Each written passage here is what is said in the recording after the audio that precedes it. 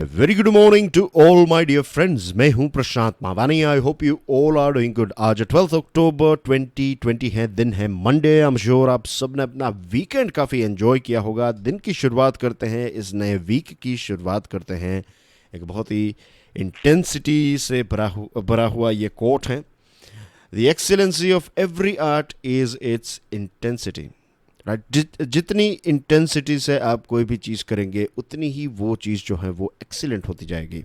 और जितनी इंटेंसिटी आप ऐड करेंगे या फिर जितनी इंटेंसिटी से किसी भी चीज़ को हम करते हैं तो जो नेगेटिव चीज़ें हैं वो ऑटोमेटिकली ख़त्म हो जाती है, इज़न्ट इट। इसी के साथ डियर फ्रेंड्स, स्टडी आईक्यू की टीम ने मिलकर एक स्मार्ट कोर्स डिज़ाइन किया है। ये स्मार्ट कोर्स सिविल सर्विसेज की एग्जामिनेशन के लिए है। 16 अक्टूबर तक हमारे स्मार्ट कोर्सेज के ऊपर चल रहा है एक ऑफर। ज़्यादा जानकारी के लिए डाउनलोड करें हमारा मोबाइल एप्लीकेशन। हमारी चैनल को सब्सक्राइब करना ना भूलें डियर फ्रेंड्स। अगर आपने सब्सक्राइब कर लिया है तो 3 और स्टूडेंट्स को स्टडी आईक्यू के बारे में ज़रूर बताइएगा। लेक्चर की पीडीएफ को डाउनलोड करने के लिए check out my Telegram channel. I am sure आप शेयर और लाइक बटन तो प्रेस कर ही देंगे। मैनिपुलेटिंग माइंड्स, ये सोशल मीडिया के साथ जुड़ा हुआ एक बहुत ही इंटरेस्टिंग एडिटोरियल है। यूएसए की जो कांग्रेस है, यानी कि वहाँ की जो संसद है, वहाँ की जो पार्लियामेंट है, उसका एक रिपोर्ट आया है और इस रिपोर्ट में ये बताया है कि जो बड़ी कंपनीज़ हैं, खास करके यहाँ पर बात हो रही है टेक जायंट्स की, टेक्नोलॉजिकल कंपनीज़। आपकी स्क्रीन के ऊपर जो एक तस्वीर है उससे आपको पता चल गया होगा कि हम बात कर रहे हैं एसएनएस के बारे में, यानी कि सोशल नेटवर्किंग साइट्स या फिर सोशल नेटवर्किंग एप्स। तो ये जो टेक्नोलॉजी कंपनीज़ हैं, और ये रिपोर्ट ये कहता है कि ये एंटी कॉम्पिटिटिव बिहेवियर या फिर एंटी कॉम्पिटिटिव प्रैक्टिसेस कर रहे हैं। फिर एक नेटफ्लिक्स के ऊपर एक प्रोग्राम है द सोशल डिलेमा। ये प्रोग्राम मैंने देखा नहीं है, लेकिन इस प्रोग्राम में ये बताया जाता है कि कैसे सोशल मीडिया कंपनीज जो हैं वो हमारे दिमाग के साथ खेलती हैं, कैसे हमारी सोसाइटी को मैनिपुलेट करती हैं, या फिर क्या चीज़ें हमें करनी चाहिए, क्या चीज़ें नहीं करनी चाहिए, what is cool, what is not cool. ये सारी चीज़ें जो हैं वो social media companies directly indirectly हमारे दिमाग में इंजेक्शंस डालती हैं। ऐसी चीज़ें हमारे सामने रखी जाती हैं, राइट, जिससे हमें ये लगता है कि हमें भी ये चाहिए, हमें वो चाहिए, और फिर प्रोडक्ट्स बेचे जाते हैं, सर्विसेज बेची जाती हैं, और पॉलिटिकल डिसीजंस भी सोशल मीडिया कंपनीज जो हैं वो इन्फ्लुएंस करने लगी हैं। बड़ी कंपनीज की बात करें तो आज तक अगर आप देखें कि कोई भी ऐसी कंपनी या फिर कोई भी ऐसा सेक्टर नहीं था जिसका इतना ज़्यादा कंट्रोल सोसाइटी के इतने ज़्यादा लोगों के ऊपर था। आपको पता होगा कि कैसे ये कंपनीज जो हैं वो हमारा डेटा कलेक्ट करती है। Let me briefly tell you, Cambridge Analytica नाम की कंपनी का नाम सुना होगा। एफबी और कैम्ब्रिज एनालिटिका का जो कंट्रोवर्सी हुई थी, जो पूरा स्कैम सामने आया था, तो क्या होता है इसमें, व्हाट दे डू इज़ कि मान लीजिए कि आपने किसी एक लेट्स से कि आपके कोई फ्रेंड्स हैं, वो कोई पार्टी में गए हैं, तो आपने उसको लाइक दिया, आपने उसमें कमेंट की, फिर आपकी जो पोस्ट हैं, आपने जो कोट्स शेयर किए हैं, आपने किसी चीज़ के ऊपर जो ओपिनियन दिया है, तो ये सारी चीज़ें जो हैं ये बहुत ही डीप डाउन आपके दिमाग में आपकी पर्सनालिटी का पार्ट हैं।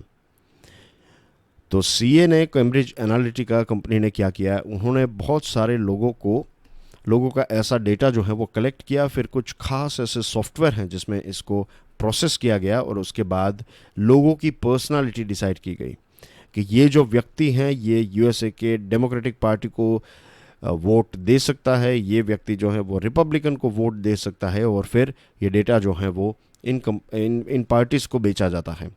फिर ये पार्टीज़ जो हैं इस हिसाब से एडवर्टीज़मेंट्स, तो आपके जो लोग डेमोक्रेटिक पार्टी को वोट दे सकते हैं या फिर देने वाले हैं, तो कंटिन्यूसली उनको डेमोक्रेटिक पार्टीज़ की अच्छी बातें बताना, रिपब्लिकन्स जो हैं तो ये this is just one example.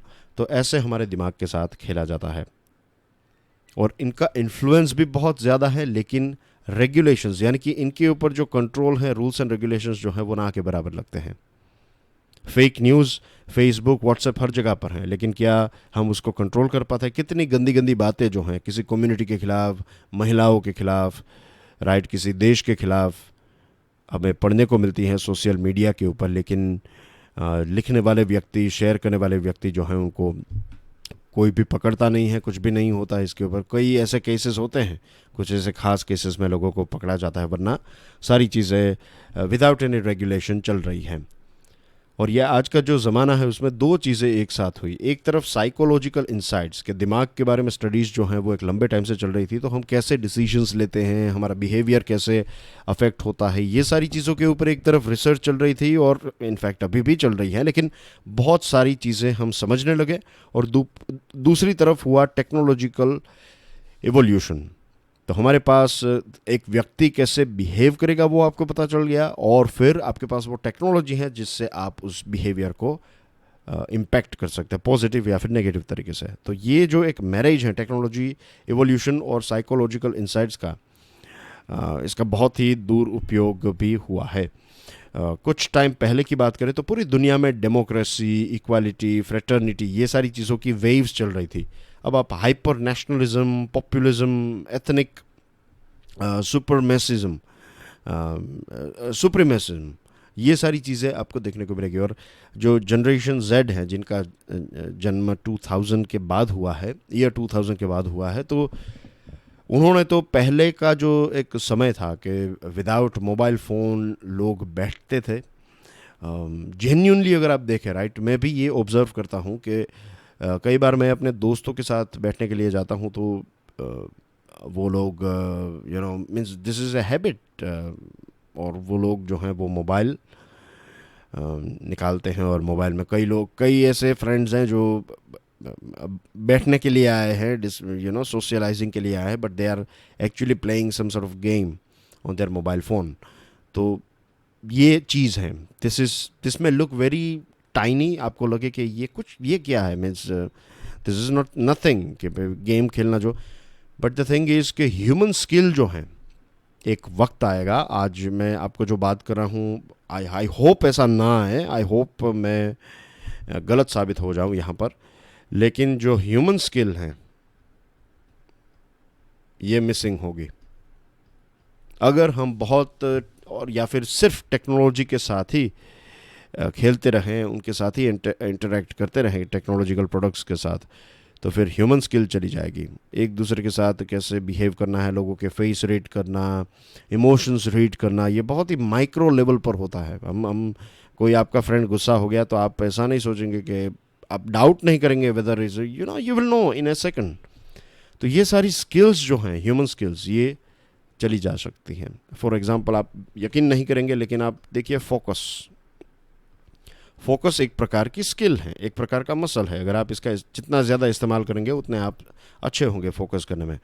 लेकिन ये बहुत ही वीक होने लगा है लोगों में, क्योंकि आप कुछ करने बैठे हैं, नोटिफिकेशन आया, आप ये कर रहे हैं, नोटिफिकेशन आया, और फ़ोन अगर आपने स्विच ऑफ किया तो लोगों के अंदर एक अजीब सी घबराहट होती है कि मेरा फ़ोन स्विच ऑफ है, अगर कोई मुझे कॉल करेगा तो, अगर कोई इमरजेंसी होगी तो, एंड थिंग्स लाइक दैट। तो ये जो जनरेशन जेड हैं, उन्होंने कभी भी ऐसी दुनिया देखी ही नहीं है कि जब इमरजेंसीज होती थी लेकिन लोग उसको हैंडल कर लेते थे। उस टाइम पर फ़ोन्स नहीं थे। जो बदलाव हुए हैं एज पर this editorial, and we agree with it as well, कि जो बदलाव हुए हैं सोशल मीडिया में, टेक्नोलॉजी में, ये बहुत ही फास्ट थे। तो गवर्नमेंट इसके ऊपर कोई डिसीजंस नहीं ले पाई, लेकिन अब गवर्नमेंट के पास कोई भी एक्सक्यूज़ नहीं। और ये सिर्फ भारत सरकार की बात नहीं, दुनिया भर की सरकारों की बात है। यूरोपियन यूनियन ने the 2018 EU general data protection regulation, ये बहुत ही होलिस्टिक है, बहुत ही अच्छा है।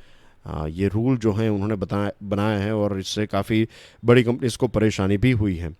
और हमारे देश में तो हमारी सुप्रीम कोर्ट ने 2017 में ये बता दिया था कि जो प्राइवेसी है ये हमारा एक मौलिक अधिकार है, ये हमारा एक फंडामेंटल राइट है। तो भारत सरकार को भी 2018 EU के ये रूल्स को ध्यान में रखते हुए हमारे देश में इस प्रकार के रूल्स एंड रेगुलेशंस बनाने चाहिए। दूसरी एक इम्पोर्टेंट चीज़ जो है, ये लास्ट पार्ट है इसका, कि सोशल मीडिया जो है वो न्यूज़ की तरह भी काम करता है, राइट। न्यूज़ चैनल्स जो हैं वो रेगुलेटेड होती है, उनके रूल्स हैं, रिस्पॉन्सिबिलिटीज़ हैं उनके ऊपर, लेकिन सोशल मीडिया के ऊपर ऐसी कोई भी रिस्पॉन्सिबिलिटीज़ चीज़ें नहीं हैं।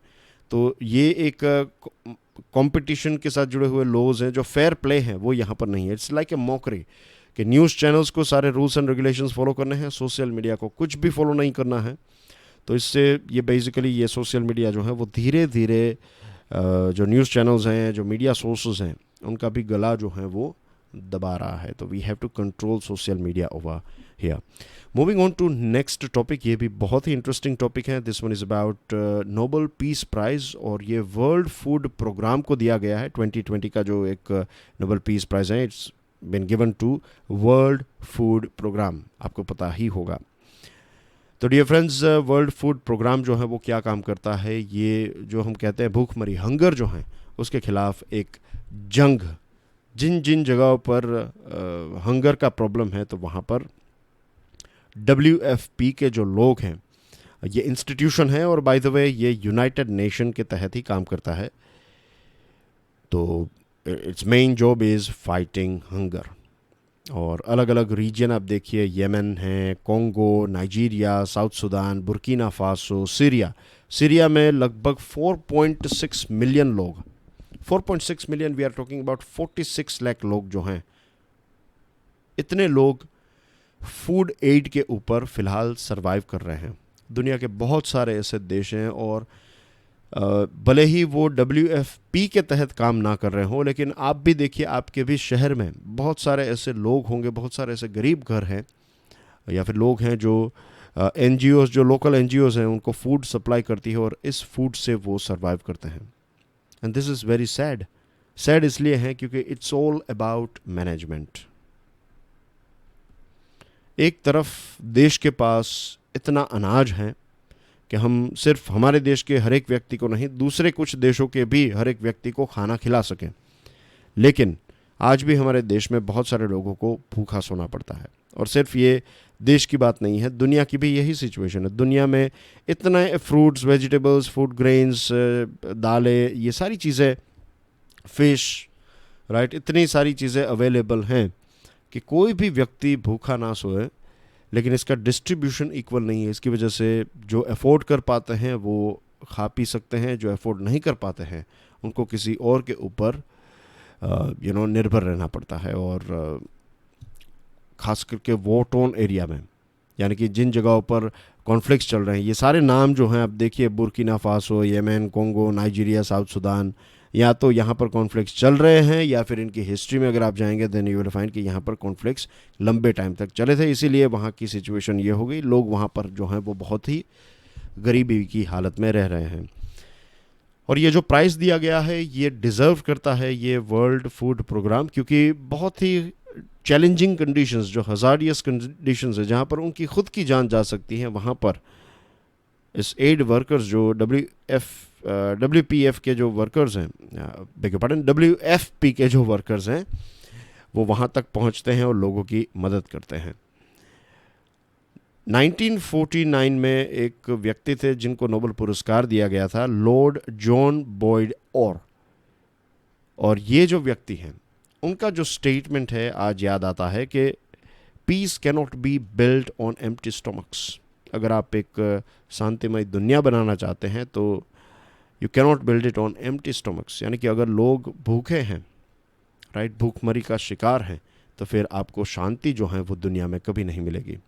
उनको नोबेल पुरस्कार दिया गया था, और ये वर्ल्ड फूड प्रोग्राम को दिया गया है. तो कहीं ना कहीं ये लगता है कि इनका जो स्टेटमेंट था, इनका जो कोट था, उसको कहीं ना कहीं नोबेल कमेटी ने रिस्पेक्ट किया है. अब और ज़्यादा लोगों तक पहुंचने के लिए what we need is strong commitment. और किन से? पावरफुल नेशंस से. वेल्थी कंट्रीज़ को ज़्यादा कंट्रीब्यूट करना चाहिए. WFP जो है, उनको $4.1 बिलियन का फंडिंग गैप है, यानी कि इतने पैसे उनके पास ज़्यादा होने चाहिए. और सस्टेनेबल डेवलपमेंट गोल नंबर 2 जो है वो भी है कि अचीविंग ज़ीरो हंगर बाय 2030. तो इसके लिए हर एक देश को मिलकर काम करना होगा. और जिन जगहों पर प्रॉब्लम्स चल रहे हैं, आर्म्ड कॉन्फ्लिक्ट्स हैं, तो उनको बंद करना होगा. और उसी के साथ कार्बन एमिशन को भी कम करना होगा, क्योंकि कार्बन एमिशन की इम्पैक्ट जो है वो खेती बाड़ी के ऊपर होती है, प्रोडक्शन के ऊपर होती है. और बहुत सारे ऐसे करोड़ों ऐसे लोग हैं, हमारे देश में भी करोड़ों ऐसे लोग हैं कि अगर दालों की कीमत थोड़ी बढ़ जाती है तो फिर वो दाल जो है वो उनके प्लेट में से, मीन्स उनके मील का पार्ट फिर नहीं रहती है, फिर उनके प्रोटीन के सोर्स के ऊपर इम्पैक्ट होती है, और फिर उनके न्यूट्रिशन के ऊपर, न्यूट्रिशन से बीमारियां, और बीमारियां से फिर और ज़्यादा खर्च। वैसे भी गरीब थे, और भी ज़्यादा खर्च होने लगा अब, और फिर और ज़्यादा वीक हो गए, और तो ये एक बहुत ही डेंजरस साइकिल में वो फंस जाता है। This is a time for the world's big powers to strengthen the UN, espousing fraternity, shunning militarism, greening economies, and resolving conflicts in the true spirit of peace price. UN system को और ज़्यादा मजबूत करना, एक दूसरे की मदद करना, ग्रीन इकोनॉमीज़ को डेवलप करना, ये आज की आवश्यकता है। यही चीज़ दुनिया को करनी चाहिए। Pandemics and the collective consciousness, ये एक आर्टिकल जो है ये विवेक काजू साहब ने लिखा है, और वो पहले इन द सेंस ही used to be ambassador, diplomat हैं, नॉट हैं, डिप्लोमेट थे, ओके। तो उनके ग्रैंडफादर जो हैं उन्होंने भी एक ऑटोबायोग्राफी लिखी थी, और यहाँ पर वो बात कर रहे हैं पेंडेमिक, ये जो कोविड-19 है उसके बारे में। कि 11 मार्च 2020 को WHO ने कोविड-19 को एक पेंडेमिक के तौर पर डिक्लेयर कर दिया।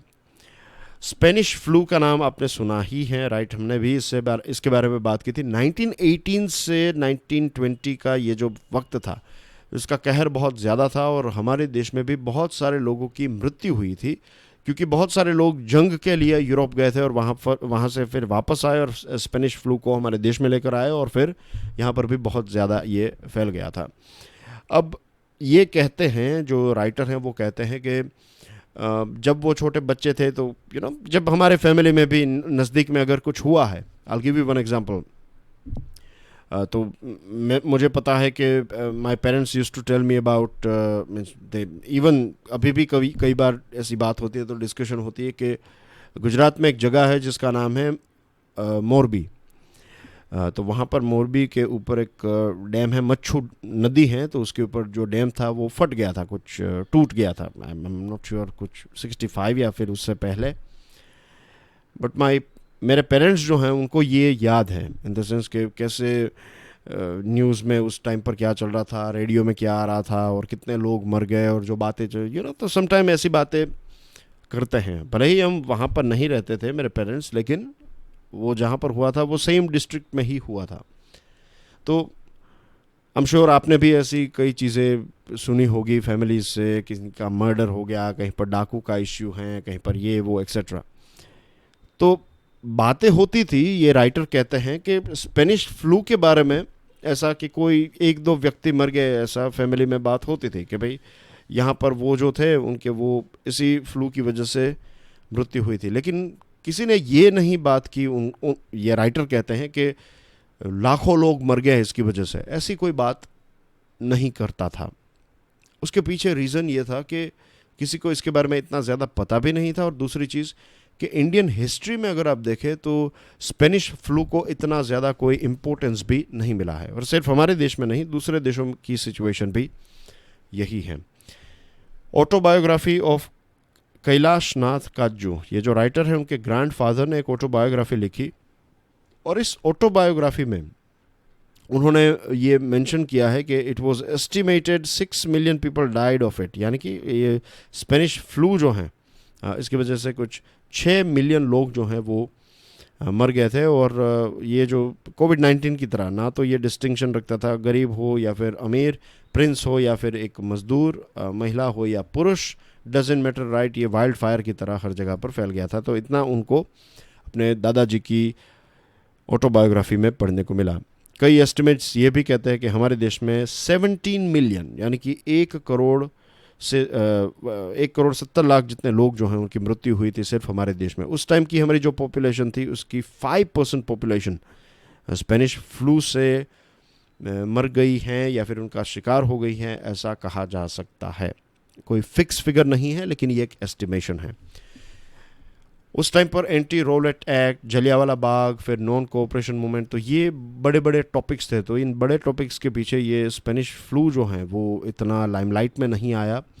और जवाहरलाल नेहरू साहब की बायोग्राफी जो है उसमें भी आपको देखने को मिलेगा कि उन्होंने बात की है, लेकिन बहुत मीन्स इतना ज़्यादा जोर जो है वो इसके ऊपर नहीं दिया गया है। और same thing applies to the rest of the world. दुनिया के अलग अलग राइटर्स को आप पढ़ेंगे तो इतना ज़्यादा इसको फोकस में, मीन्स स्पेनिश फ्लू इतना ज़्यादा इम्पोर्टेंट शायद लोगों ने नहीं देखा था इसको, और 1990s में फिर इनको सीरियसली लेने लगे हिस्टोरियंस जो हैं, मेडिकल हिस्टोरियंस और एपिडेमियोलॉजिस्ट जो हैं, इसके बारे में पढ़ने लगे।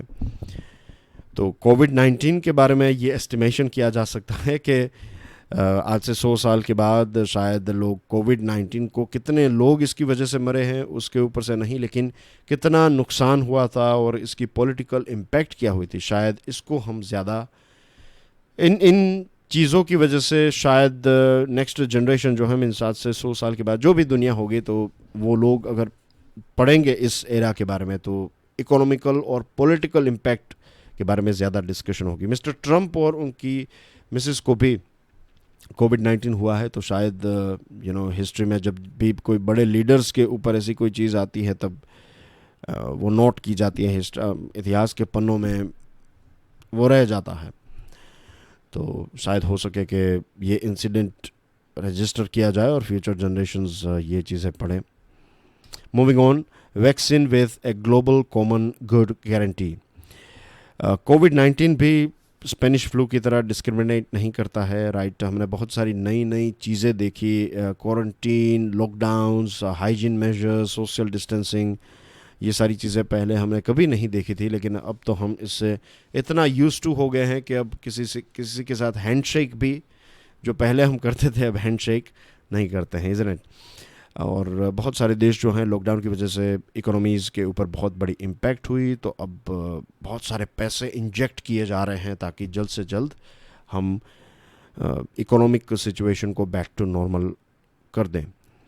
अब आपको याद होगा कि हमने बात की थी ग्लोबल कॉमन्स के बारे में, इसलिए ग्लोबल कॉमन्स यानी कि एयर, वाटर, नेचुरल एनवायरनमेंट, ये सारी चीज़ें ग्लोबल कॉमन्स हैं। ये किसी एक देश की प्रॉपर्टी नहीं है, ये हम सब की प्रॉपर्टी है, हम सब की रिस्पॉन्सिबिलिटी है।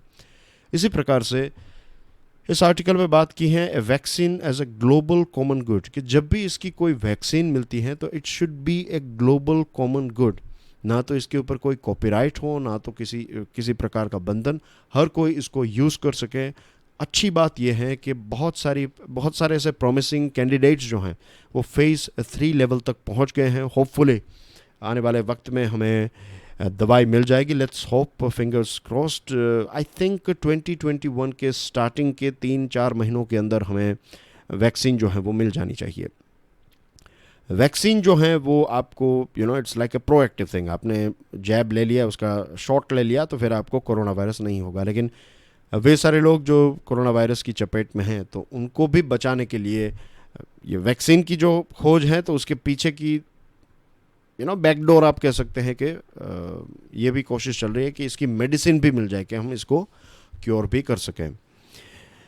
दूसरी एक जो चीज़ है वो ये है कि ये कॉस्ट इफ़ेक्टिव, ये सारी चीज़ें जो हैं, अगर वैक्सीन मिलती हैं और एक शॉट अगर 5,000 रुपये का है तो हर कोई अफोर्ड नहीं कर पाएगा, तो गवर्नमेंट को स्टेप इन करना पड़ेगा। और ये तभी होगा जब अगर कोई कंपनी इसके ऊपर चार्ज नहीं करती, अगर इसको एक कॉमन गुड की तरह देखा जाए, ग्लोबल कॉमन गुड की तरह, तो फिर इसकी कीमत जो है वो ना, क्योंकि फिर इसका मास प्रोडक्शन होगा, आप बल्क में इसको प्रोड्यूस कर पाएंगे। But an effective vaccine cannot be truly effective and humane until all communities are reached without discrimination. हर एक व्यक्ति को स्टार्टिंग में हमें डिस्ट्रीब्यूशन, क्योंकि एक साथ इतनी ज़्यादा दवाई पैदा नहीं होगी, तो स्टार्टिंग में 20% मोस्ट वल्नरेबल या फिर कोरोना वायरस वॉरियर्स को स्टार्टिंग में हम दवाई दें, उसके बाद धीरे धीरे करके हर एक गरीब व्यक्ति तक भी हमें पहुंचना पड़ेगा। और जब स्मॉल पॉक्स और पोलियो जैसे डिजीज़ को इराडिकेट किया गया और ख़त्म किया गया, नाबूद किया गया, तब पूरी दुनिया ने मिलकर एफर्ट्स किए थे। अगर एक देश में पोलियो आज भी है और दूसरा देश पोलियो फ्री हो चुका है, तो पूरी दुनिया आप कह सकते हैं, राइट, एक पोलियो से मुक्त नहीं हुई है, मीन्स आप कह सकते, क्योंकि कभी भी आपके देश में वो रिटर्न हो सकता है, क्योंकि एक जगह पर ये है। डॉक्टर जोनास साल्क ने जब पोलियो की वैक्सीन निकाली, तब उन्होंने मना कर दिया कि वो इसको पेटेंट नहीं करेंगे। उन्होंने ये बताया, क्या हम सूरज को पेटेंट कर सकते हैं? इसी प्रकार से इस दवाई को भी पेटेंट नहीं किया जा सकता। ये लोगों के लिए है, ये हर एक व्यक्ति के लिए है। ऐसा ही हमें एक ग्लोबल कॉमन गुड का एक व्हाट वी से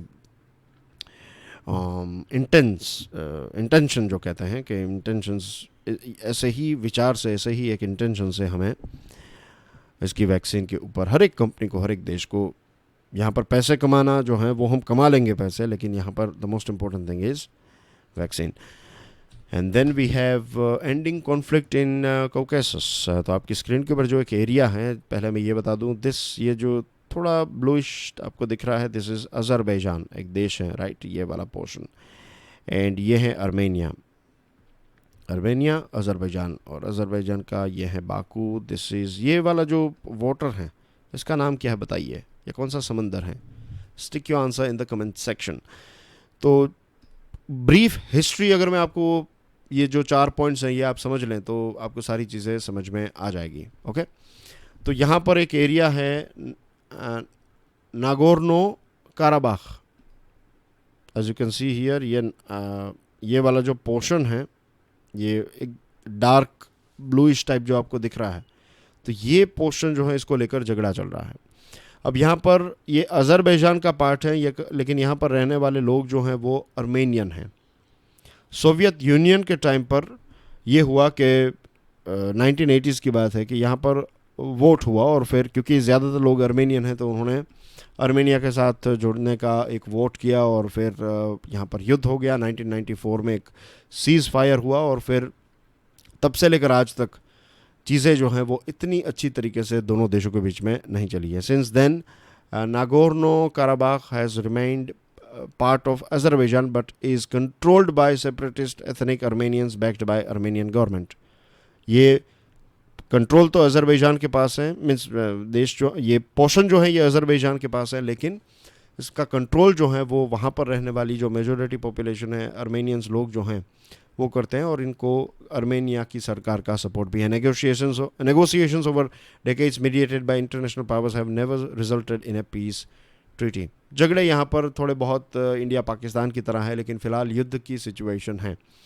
तो यहाँ पर यह बताया जाता है कि ये जो मिन्स्क ग्रुप है, जो organization for safety and security, organization for security and cooperation in Europe, OSCE, तो इसका फेलियर हुआ है. कि मिन्स्क ग्रुप का फेलियर है ये कि इन दोनों देशों के बीच में मिलिट्री कन्फ्रंटेशन हो चुका है. रशिया, फ्रांस, US, ये सारे देश इसके पार्ट हैं, और इन्होंने इनको रोकने की कोई कोशिश नहीं की. जैसे दूसरी जगहों पर होता है कि भाई आप युद्ध मीन्स फोर्स का इस्तेमाल नहीं करेंगे, आप टेरिटोरियल इंटीग्रिटी को रिस्पेक्ट करेंगे, सेल्फ डिटर्मिनेशन का अधिकार दिया जाएगा. ये सारी चीज़ें डॉक्यूमेंट्स में लिखी जाती हैं, ट्रीटीज़ के ऊपर साइन की जाती है, लेकिन उसको क्या रियली सारे देश फॉलो करते हैं? The answer is no. President जो हैं अज़रबैजान के, उन्होंने ये बताया कि जब तक अर्मेनिया की सरकार माफ़ी नहीं मांगती है तब तक वो चीज़ों को आगे बढ़ाते जाएंगे. Same thing goes with Armenia ने भी ऐसा ही कुछ कहा है. रशिया जो हैं अभी भी चुप बैठा है. USA तो यहाँ पर एब्सेंट हैं. तो मैड्रिड प्रिंसिपल जो था कि भाई शांति से सारी चीज़ों को सॉल्व किया जाएगा, तो ये सारी चीज़ें यहाँ पर फेल होती नज़र आ रही हैं. And that's basically everything in today's discussion, dear friends. Thank you very much for watching this video. और इस वीडियो को दूसरे स्टूडेंट्स के साथ शेयर ज़रूर कीजिएगा. And I will see you soon. Till then, I'll see you soon with English version, और उसके बाद the daily financial news analysis. जय हिंद.